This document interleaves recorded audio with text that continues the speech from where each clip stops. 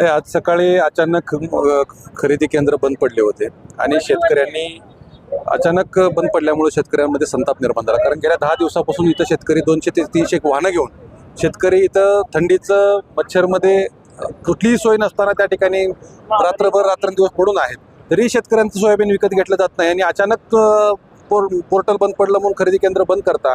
त्यामुळे शेतकरी संतापले. अखिल भारतीय छावा संघटनेला संपर्क केला, शेतकरी संघटनेला संपर्क केला. आम्ही सगळे पदाधिकारी या ठिकाणी आलो आणि शेतकऱ्यांचा जो संताप होता, जो काय पवित्रा होता शेतकऱ्यांचा, शेतकऱ्यांनी सांगितलं की हे जे काही सोयाबीन आमचं आहे, जर हे खरेदी करत नसतील तर कलेक्टरच्या दारात नेऊन सोयाबीन टाकायचं. आम्ही त्या पद्धतीने या ठिकाणी आलो. आम्हाला पोलीस प्रशासनानं अडवलं. या आंदोलनाच्या माध्यमातून राज्य सरकारला दखल घ्यावी लागली आणि दखल घेऊन त्यांनी सांगितलं की 31 तारखेपर्यंतची मुदत होती ती मुदत कंटिन्यू करू. 2 ते 3 दिवसामध्ये आणखीन महिना ते 1.5 महिना मुदत वाढवून घेऊ आणि 2 lakh metric ton soybean Latur जिल्ह्यातला आणखीन विकत घेऊ, अशा पद्धतीने त्या ठिकाणी शब्द दिले.